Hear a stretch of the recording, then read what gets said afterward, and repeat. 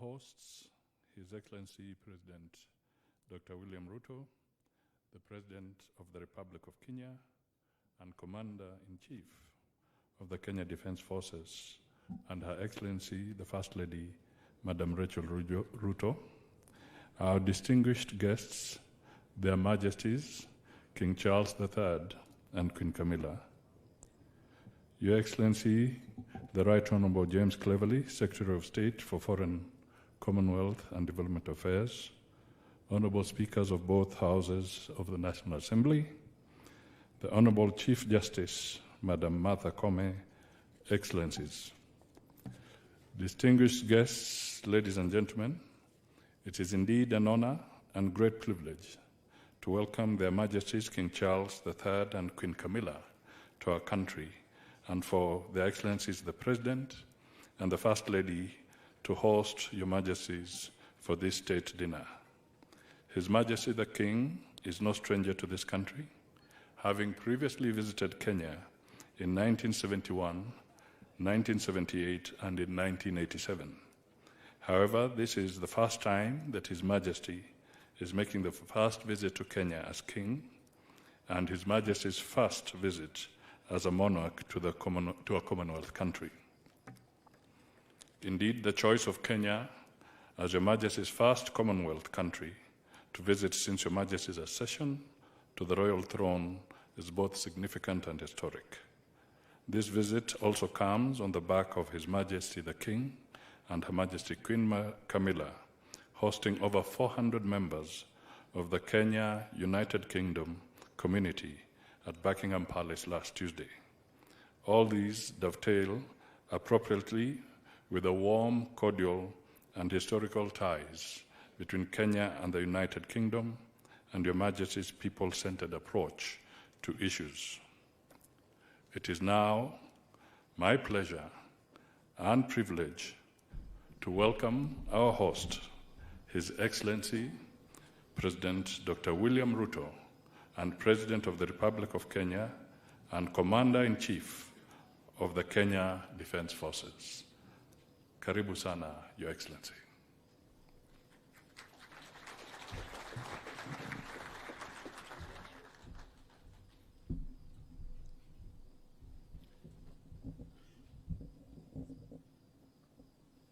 Your Majesty, King Charles III, Your Majesty Queen Camilla, distinguished guests, I am delighted to have this opportunity once more to convey to you what an honor it is to receive and host you in Kenya as you make your 5th visit and the first since your coronation. It is our hope that through our world-renowned hospitality and the Kenyan people's spirit of enterprise and innovation, as well as the land's scenic beauty and tourist charm, our country will live up to its reputation as magical Kenya and exceed your expectations. In due course, you will have occasion to tour many areas of great personal significance for you and your family, and many others of equal historic significance and importance for both our countries. You will witness the immense accomplishments made by Kenya and the United Kingdom during 6 decades of strong, dynamic, and fruitful bilateral relations, as well as exemplary events which took place over 7 decades ago. We note with deep admiration your commitment to the conservation of biodiversity and climate action, the youth, and innovation. We know you intend to continue on your visionary path of progressive and futuristic leadership in restoring the vitality of our planet and promoting shared prosperity in the Commonwealth and beyond. A good example is the Mau Forest Complex, a water tower forming the catchment area for the Mara River that supports the world-famous Masai Mara ecosystem and which was admitted to the Queen's Commonwealth Canopy Program in 2020.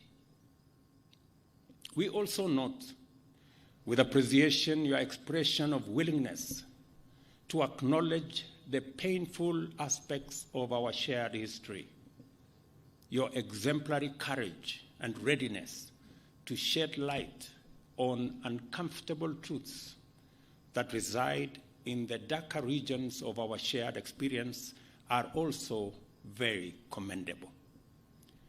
This is a highly encouraging first step under your leadership to deliver progress beyond tentative and equivocal half measures of past years. We are therefore confident that under your visionary leadership, the Kenya-United Kingdom relations will continue to prosper for the benefit of our two countries and peoples. We also note your commitment to the Commonwealth and the will to sustain the transformational momentum to make it an exemplary community of nations distinguished by unity of purpose, inclusive progress, and shared prosperity. Your visit, therefore, provides us with an opportunity to close ranks within the Commonwealth family in order to provide an inspiring beacon of hope in the possibility of transformative collective action on an ambitious and global scale. Our confidence is borne further out by the fact that you are a veteran visionary who desired long ago that global development should take into account environmental sustainability, and as early as in 1970 spoke about the menace of pollution and climate change with an urgency and intensity now associated with climate action activists and the Secretary General of the United Nations. Your Majesty, although it has been indicated that Kenya and the United Kingdom are celebrating 60 years of diplomatic relations, this by no means implies that our peoples were total strangers before that. Neither does it mean that we live in denial of our history. We cannot live as prisoners of the past. Neither can we go far into the future if we turn our backs on history and historical actions and omissions whose legacies encumber our present. As a matter of fact, formal British presence in Kenya was proclaimed in 1897 by an order in council, which inaugurated European settlement and the displacement, dispossession, and disenfranchisement of native Africans, paving the way for a brutal colonialism. And if colonialism was brutal and atrocious to African people, colonial reaction to African struggles for sovereignty and self-rule was monstrous in its cruelty. It culminated in the emergency, which intensified the worst excesses of colonial impunity and the indiscriminate victimization of Africans. I took you through earlier today the whole of fame and the whole of shame. While there has been efforts to atone for the death, injury, and suffering inflicted on Kenyan Africans by colonial government, much remains to be done in order to achieve full reparations. I am optimistic that through the Kenya-UK partnership, we shall keep up our endeavor to inspire the change we hope for by making people and their well-being the fundamental consideration in our pursuit of trade and investment, defense and security, conservation and climate action, research, development, and innovation, as well as our work of designing a future that works for present generations and distant prosperity. I trust that this visit, focused on community, sustainability, and innovation, as pillars of progress, will inspire Your Majesty to forge ahead with a strong vision for stronger Kenya-United Kingdom partnership and of the Commonwealth as a beacon of hope for humanity in a sustainable, prosperous future for all in a green and clean planet. I wish you great success on this visit and much delight during your stay in Kenya. May your leadership inspire many to do their part in making our nations more prosperous and our planet more livable for humanity and all forms of life which share it with us. Ladies and gentlemen, I did inform His Majesty earlier that in Kenya there is a concept called kingpin, and there is a contest for kingpins around Kenya. Different regions have different kingpins. And there is a vicious contest for this kingpin position, which literally amounts to not so much. But this week, all contests about kingpins have been suspended because the king himself is in town.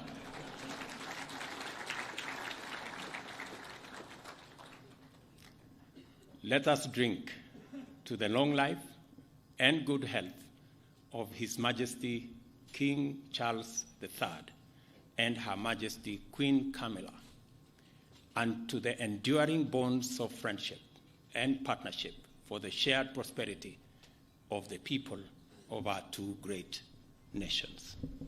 Thank you. God bless you. God bless Kenya. God bless the United Kingdom. Asanteni sana.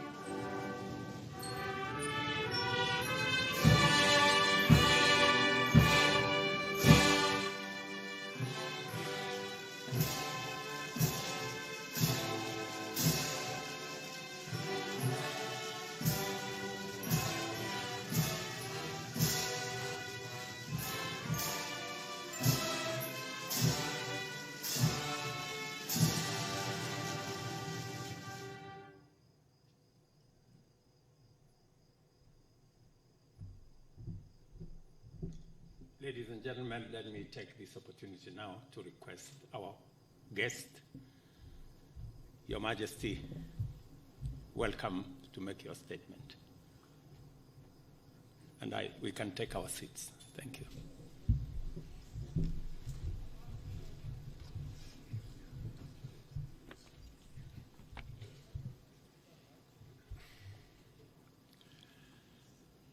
Mabibi na mabwana, hamjambo, niaje, ni furaha yangu kuwa nanyi jioni ya leo. I cannot tell you what a great pleasure it is for my wife and I to be back in Kenya once again. I am enormously grateful to you, Mr. President, Madam First Lady, for your most generous invitation to make this state visit. The tremendous hospitality you have shown us and the wonderfully warm welcome that you and the people of Kenya have extended to us have touched me deeply. If I may say so, it is particularly special to be able to return to this extraordinary country in the 60th year of your independence. Today, Mr. President, you and I stood by the mighty Mugumo tree, which marks the spot where almost 60 years ago the Kenyan flag was first raised. It seemed to me that the tree is thriving, strong and deeply rooted, just as this great republic and her people continue to thrive. It means a great deal to my wife and myself that in our coronation year, our first state visit to a Commonwealth country should bring us here to Kenya. We both take considerable pride in renewing the ties between the United Kingdom and Kenya, a country that has long held such special meaning for my family. Najisikia kama niko nyumbani.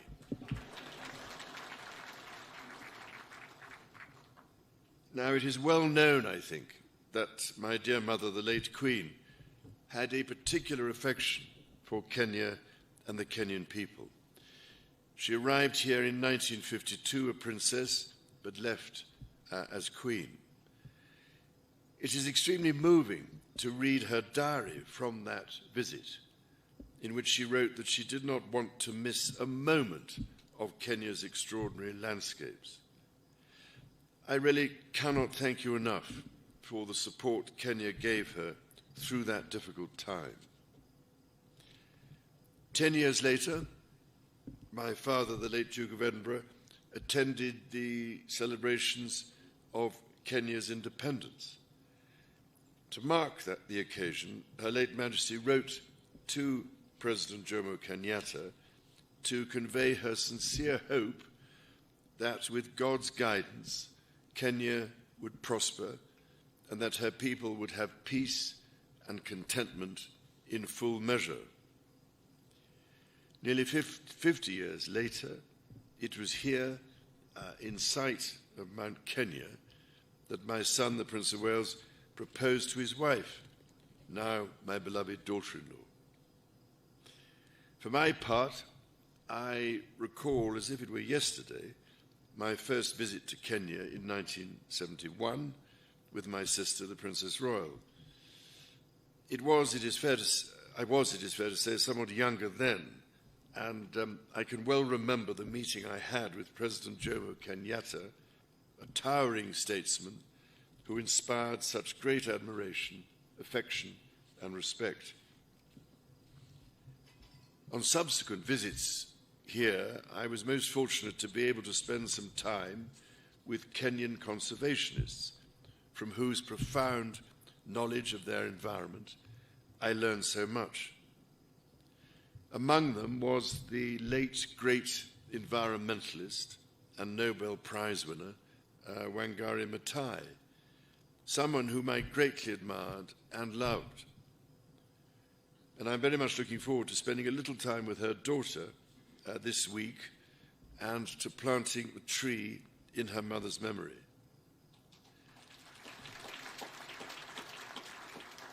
As Wangari Maathai said, when we plant trees, we plant the seeds of peace and seeds of hope. We also secure the future for our children. This is a sentiment that, as avid dendrophiles, lovers of trees, I know, Mr. President, that you and I share. Indeed, having been planting trees for most of my life, I thought I was doing rather well. But your ambition to plant 15 billion trees makes me look rather more critically at my own efforts. Ladies and gentlemen, my own and my family's special connections to Kenya are but one example of the myriad links between our two countries. The British people hold a deep affection for Kenya and visit in their tens and even hundreds of thousands every year. By the same token, I am delighted and proud that so many Kenyans choose to live, work and study in the United Kingdom. Before travelling here, my wife and I held a reception in London to celebrate the invaluable contribution of Kenyans and British Kenyans to almost every field of British life, from the arts to medicine to academia. I was as touched by their affection for the United Kingdom as I was immensely grateful for what each of them brings to my country. It is the intimacy of our shared history that has brought our people together. However, we must also acknowledge the most painful times of our long and complex relationship. The wrongdoings of the past are a cause of the greatest sorrow and the deepest regret. There were abhorrent and unjustifiable acts of violence committed against Kenyans as they waged, as you said at the United Nations, a painful struggle for independence and sovereignty. And for that, there can be no excuse. In coming back to Kenya, it matters greatly to me that I should deepen my own understanding of these wrongs and that I meet some of those whose lives and communities were so grievously affected. None of this can change the past, but by addressing our history with honesty and openness, we can perhaps demonstrate the strength of our friendship today. And in so doing, we can, I hope, continue to build an ever closer bond for the years ahead. As Jomo Kenyatta said, our children may learn about the heroes of the past. Our task is to make ourselves the architects of the future. Mr. President, in returning to Kenya, I have been struck by the many ways in which our country's relationship is now closer than ever. It is a modern partnership of equals facing today's challenges and looking to the many opportunities that together we can seize. Whether by using the King's Cross regeneration as a model for the Nairobi Railway City, or by learning from Kenya how the blue economy can really work for local communities, all of you here this evening and across our countries deserve our gratitude for your ceaseless work to realize our joint ambitions. Our people's security is a paramount concern. It is fitting, then, that Kenya's first Marine Commando Unit was established earlier this year, trained by British Royal Marines. I also look forward to visiting Karioko War Grave Cemetery, where I will honor Kenyans and other Africans who died in 2 world wars.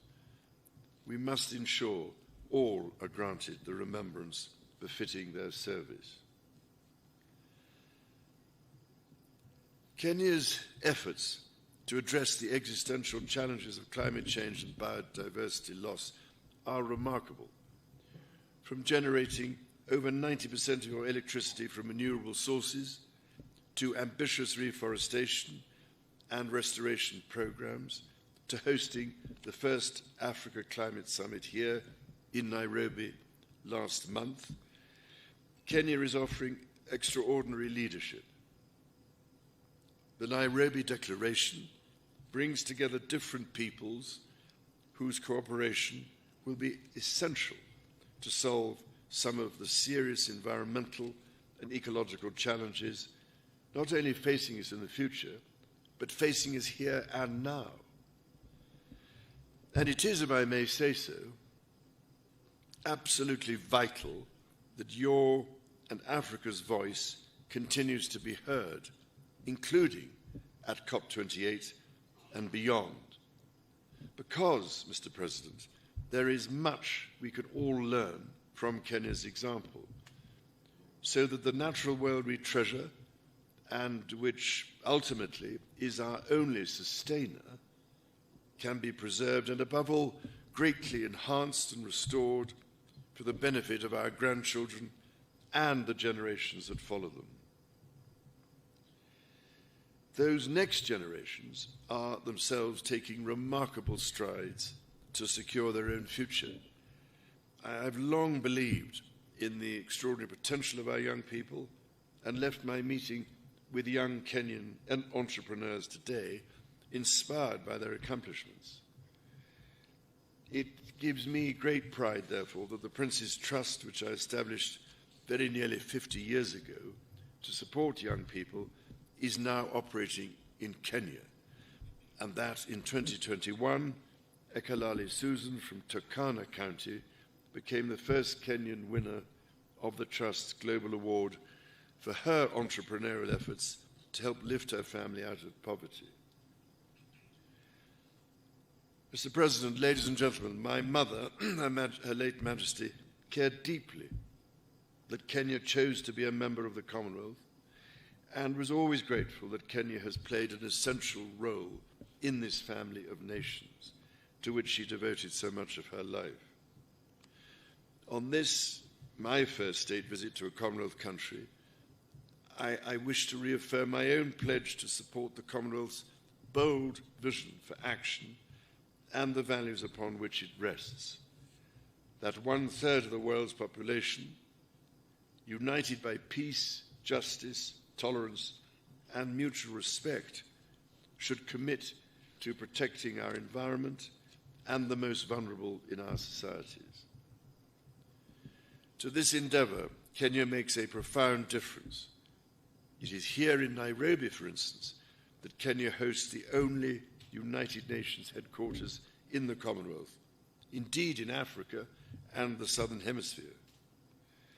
In this, as in so much else, Kenya is helping to shape our world and forge our future. The extraordinary ingenuity of the Kenyan people fuels these endeavors. Your environmentalists and your entrepreneurs, your religious leaders, artists, scholars, soldiers and athletes, your elders and your youth. And so, Mr. President, if I may, I would like to propose a toast to you and to the people of Kenya. It is upon the enduring connection between our people that our partnership rests. It is on their enterprise, imagination, and fortitude that our common hopes depend. Together we are stronger. Together our future is more secure. And together, as your national anthem says, may we dwell in unity, peace, and liberty. Umoja ni nguvu.